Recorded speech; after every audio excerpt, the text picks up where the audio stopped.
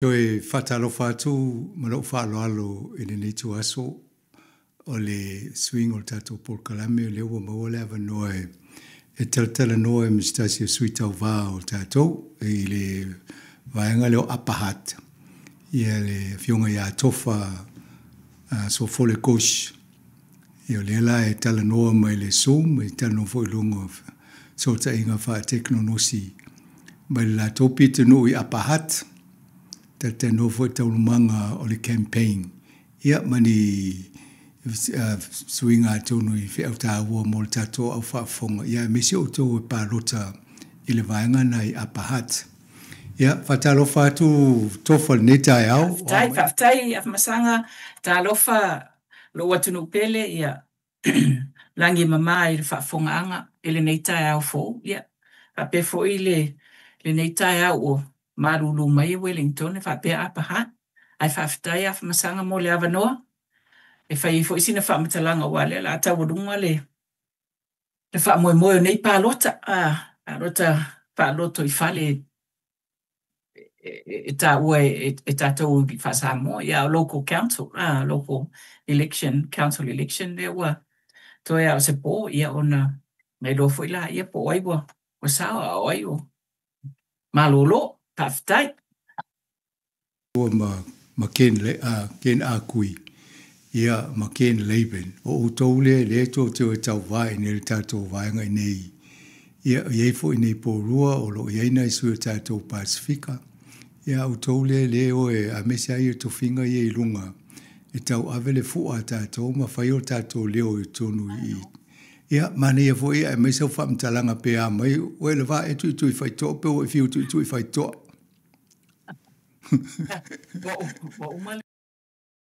tu fai to ia ole a fo nei ia ole nei aso ma le nei vai aso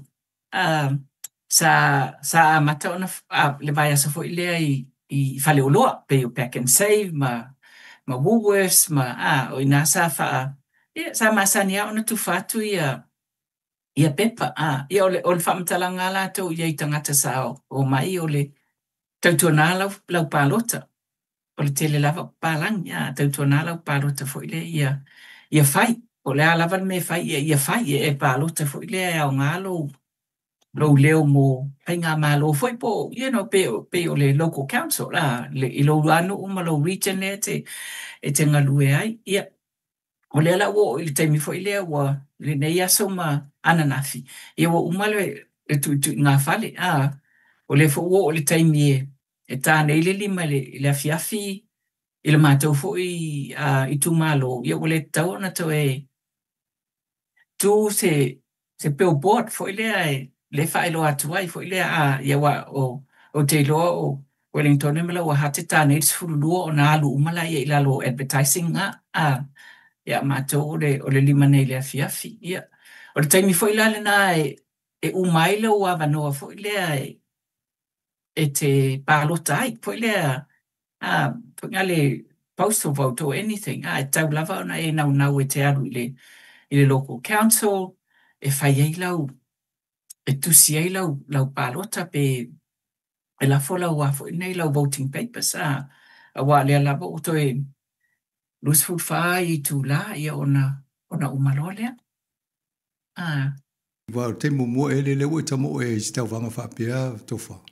mai foi fa matala fo ia le tu langa nei ai ma po ani lu i tau na fea ngai ma oe la u sau va ainga i le fainga fo i campaign na topi to nu ia o campaign al mato pitonu e onga i to tele le oni tangata Pasifika o le fitu su patene o tangata i nei lava i apahate o palang lea o le mato whainumela o le population e fasul fitu afe ia ai tolsu lu afe le vaenga le vote e mwhai on pālota sulvalu tau sanga e aruanga i lunga ia whawhita au dia lātou o le tau mawhai fo ile e ulungia ni organisation fo ilea po o tangata tatele i masani ai ia al mela na au ngā aile tu i fo ile whai tutoa awa petele masani petele el watu lo e whailau whamtalanga mela o au lea o leo te aru le pālota. Ia tangata e mauola lātou foi le whaaloalo mai e tū mai e tali mai lau ma e tala no mai i le taimi le te ia i lona foi whai toa ma lona whale. Ia o nai whaafitauri ia no o lima i leono ia vai aso o whaile ngā luenga. Ia o māsani fo, e foi tangata e whape mai le ai whaafitai. O te le fia pālota ia oe, o te le iloa oe. Hoi lea, ia a mea whapea, so se pālota lai, titi pe pālota te le. You know, e te lei loa uma tangata o lou nu. Foi le te lei loa uma le fast food fitu afe tangata o lou nu. Ia ai ai lavana i e sa afto so ani mai fo ia o le au fai pisingisi fo ile te alfa fatawela te kofe. Fatawela mea ai o le vai aso me fa pena. Ia tangata lana e masani ia maonga. O a onga i o e kalesia. Sa mauale taimi e tala no ai. Ia mai mea la o fono fo ia candidates, candidates meeting fo ia masani on o waru ia. Ia mawhai ai fo ia o manatu. Ia o nai ngā ruenga ana fo ia tangata la tau. Fo ia e ngā lue ai fo ia molona tau mwhai. Ia al tele fo ia si vaenga o le campaign. O lungo o le social media. O le social media fo ia e ale vaenga e le to mai o le matou team fo ile la tau te fasoloina ia i le vai aso ma le vai aso po le ase me adu lungo le Facebook o le ase me fo ile e fa matala i lungo o le website ma me fa pena ia vai ia nai manuia fo ia mau mai wala te lo le fai le fo ile nei le so ani mai po le lango mai tangata yo manatu fa so tai pe fo ile ia ile le tūlanga le whapea o lea la au mai sisi pisinisi fo lea liquor land po le alcohol. Fo lea pei momo fo lea vai fo lea whatau ia momo pia me whapea nai tutono apahat ia o teimina ia fitu ia outlets whapea nā le iai. Ia ona o na whai fo lea o lau whamatalanga iai e tusi. Fo lea anu e posti lunga o le Facebook ma foi ne fa pe ia a manuia ia tasilea issue o da foi ne o te ina ele a nga mo tatu ainga ele a nga mo tatu nu me fa pena you know issues la na foi te vava ia te milena le nei di milione va ia so foi le ma e fa no longo i mo fono foi ia ai o tamo el palota ia e pe ona e sauno ia o te mi momo ke momo lava you do your best foi le you know pe tala foi le be the best you can be te mi le wa mai le ava no foi le well ele se ava no au mai o lava no foi le e ia te mi mai every 3 years te pe foi o palmene ia ta foi le lava lau fa so pe lava lo malama ta ona tu lunga lo lima te aloi ona ta wa le ye sa ta to leo tangata Pasifika i momo whainga malo whapea. Ioi, o sui tau whaia na whatano tato le tio i eile pule nua pōrua ia ma le tau wha fo ile si ma fine nai nei ia ma ken a kui. Pea no fasiri ni vaenga e olo o fo ile loa whaina i fina ngalo o tangata pālota. O ani vaenga pe tele au reach later umai nei isi mato pitonu mai nei pōrua. O rates. O le whawhita uli na ia New Zealand atoa. Fo le, ia so se tangata lava e tū, o le aru pālota, o le lako priority ana. Fo le, ia a whapea lava la to se furu mātou le priority na, e te tau ona i se swinga, fo le ai te tonu ore, i lungo le lau, pe a whapea manuia. Ia ai fo ila isi a wala, ai fo isi mata upu la pe o le family violence, fo le o me whapena, e se a whatala noa ina. Ia, ai o le ngā ruenga e loa, le whainu mela male, you know, it's an issue. It's a big issue mo nu taitasi, mo fo inga i tū malo, fo le whapea e ngā o lower heart, po upper heart, po e whapenga fo po rua mo Wellington ma o issues la ngā fo e a whai nai mātou nei tina o mātou whanau o mātou ainga o mena fo o le fo sa fina waia a wai te tau ona whaatala noa mea o le ase fe sosoani pe amanuia ale counter sosoani mo nei mo lea baenga e peila o lo te i le outlet lea le o le tau mo fai fo i le e whaatu mai i le i fale o loa o apahat ia o le si vaenga o fale housing o rei te pe ona tā ua so se council lava e oppose fo i le pe te ele pe increase ia me ala wala tau o le whinau lama o le whinau o le council folk o le atu langa e o unia o i nei apahat ona o le nuu e mau oa i ona whanua ia tulo o apahata o le second largest land mass nga i nei i ani usila atoa o wai amata mai Silver Stream pa whapea e sila fia ina i apahat ele awalau papanga i Silver Stream o le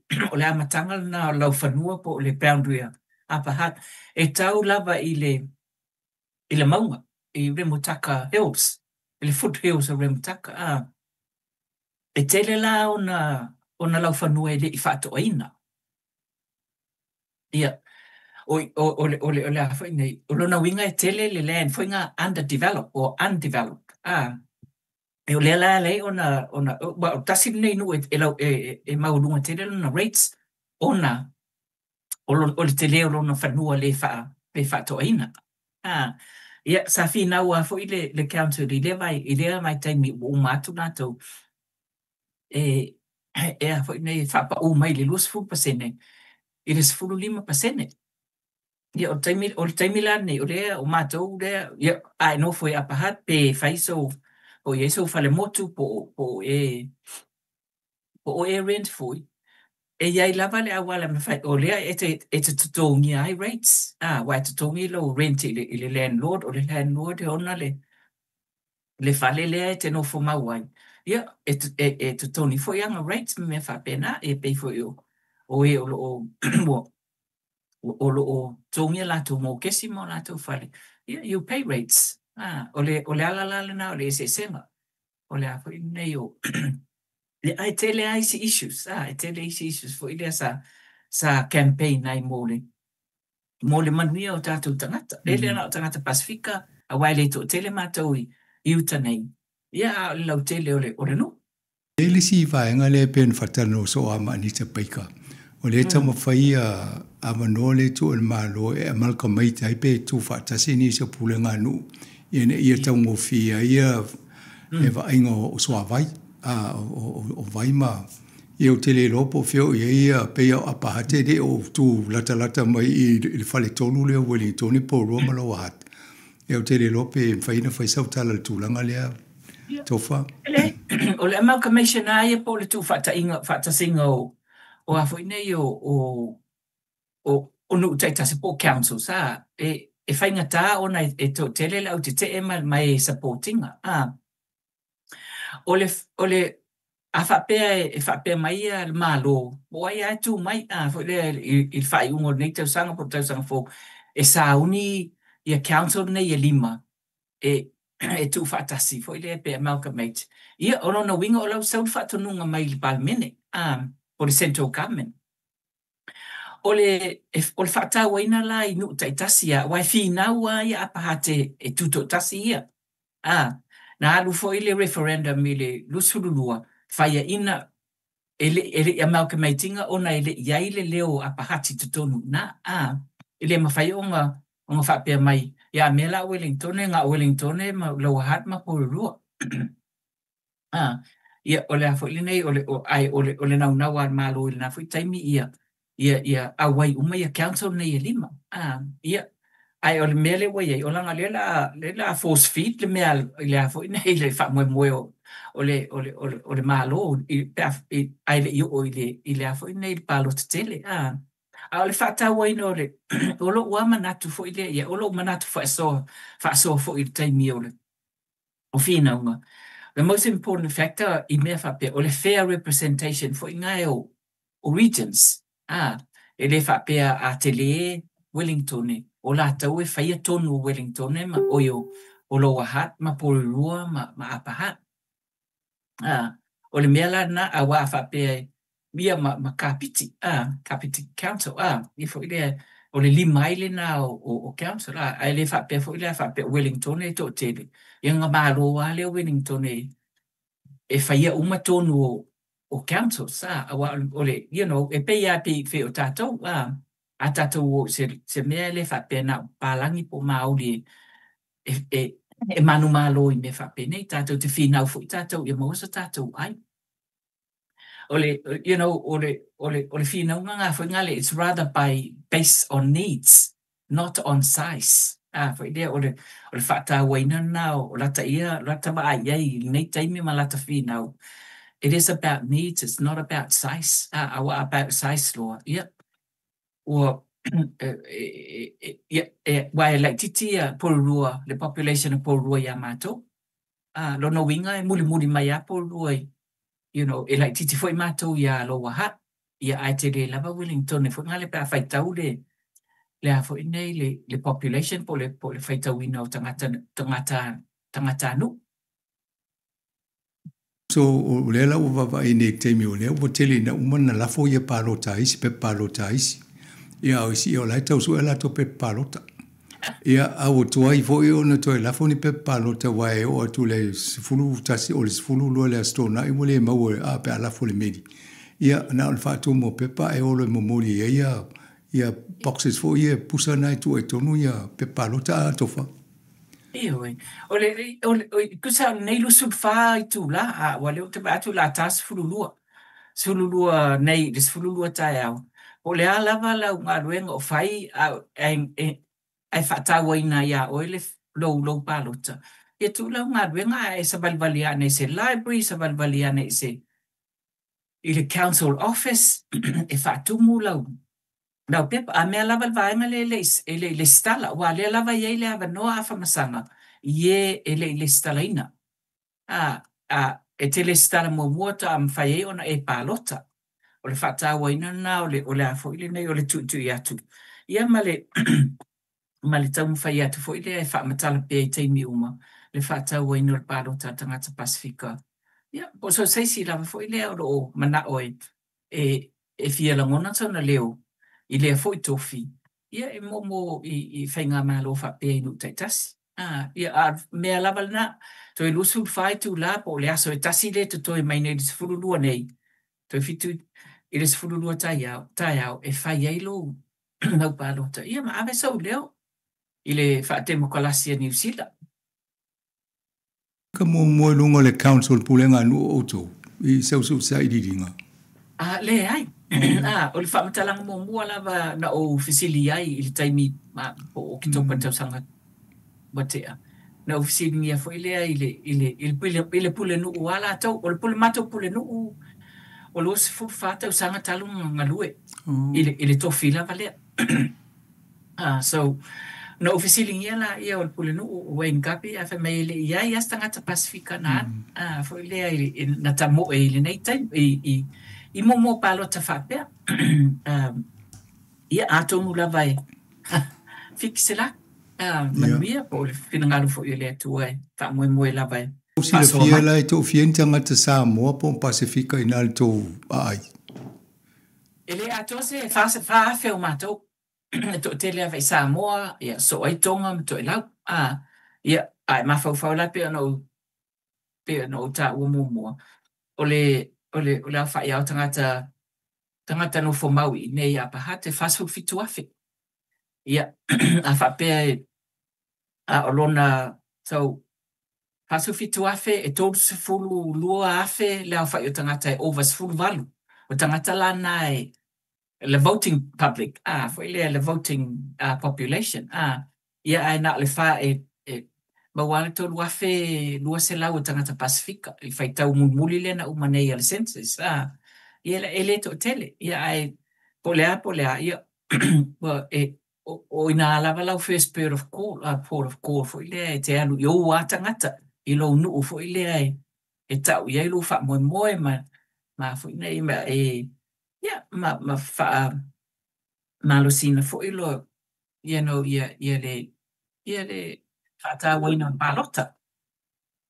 tuli lava no le te tau wa ia tofa to tele o le to tele o matou e lusi fulu fe vai atu lau e lusi fulu to ono o le pulenu ai to o lusu lima tangata o le council io ia o le to o fitu tangata na o le sitting councillors foi le vaenga le te tonu taimi nei ia ai se fulu la ia no fo se fulu seats foi le o le council male pulenu io e to tele foi ia tonu ai ia Akutala manisi o tatanga Samoa ina alto ai. O le ala Samoa. O tatanga Samoa ina alto ai. Ia to tele io to tele lavana fatala no ia ma tu I fale ma ia ma fa matala ia le nga o le palota. Foi le polea ia ai o lawa mo le voting papers faitau foi le foi na te mana o fai lo leo I lungo o foi nei o lau fa pe po fontanga al canto so to tele lava tanga to tele foi ia le so ani mai isi vaenga mai fafo foi le lau fa mtalanga tai pe o le o isi ainga Samoa o isi ainga Pasifika ele o palota I tonu nei o le nei tu malo ia la foi ia la tu ainga I apahat te masani lava no fitau I foi le ia ma ele na u fai atu I vaenga na apahat te sosonia ia wa Samoa la tu fa pena lava le lo for Samoa I lana finau malona ma e fo lo ia pe fo lo tangata ma mi tu nai ma foi nei ma fa ono I lato tau mo fai e foi se tasio alo Samoa o ka mo e fo il mato ile counter ne mato o le swafo leli o Henry Gray e la titi ai o tele o ilo tele po ai lona ainga po foi le mo se fa mtalanga ona e pisile ali e pisile ali ilana pisinisi ma ai tai e ale tai mina matala no ai fa mai na wa ai na sa moa onga ia le la fai lona ainga o mana o ia le tamo e ngale le ai tasia la le meeting foi ne po le fono le tala no anga o ia na o vala au ia sau e fai sana fa matalanga e tau tangata o apahat po ai ia o le ala na ngā ruenga o le ala na mata upu e na ea foi ne e fina wai pe amanui e lungo o le a foi nge o le tamo e pa Matou te tapua I atu ma tausia ina ia manuia lau tau mawhainga tofa ia wa e sautun o loinga foi o la avea o le Pasifika mua e tono pulenga nua apahat. Ia au le tu pavo te mai ta ia tiri awo ia le ele na ila o tinapa e sawa tu runga le ele whainga palota nei. Ai watu le avano ia whai sau noanga I la tofo ina I apahat o lo whafonga mai tata noanga tae o nei po mai mo mai fo. Ia, whawhatai. Ia, a whapeo mai mō mai po whafonga mai nei tae ao. Ia, o tangata, ia, sa mō mato e lau, ili whasa, ia, tautua nā mā oe lau pālota, tu mai lau wha moenga, I se tautuanga fo mwhai ona o whaia. Ai, a te onu lava o le melna e una ia pēa e mātou nei, o le whataua ina o le leo, o lo leo, I le ala mai le lo palota. Ia, sa moa mato e lau. Ia, tu mai lo wha moe. Ai, pa wai leo lau wha matanga. Ia, ma lo lau palota sa moa. Pa pe fo a inga to e lau. Ile nei vai aso. Whai ungo le vai aso. Ia e whawhtai tele lava sa mua mo whawhonga, whawhtai a whamasanga mo lo taimi.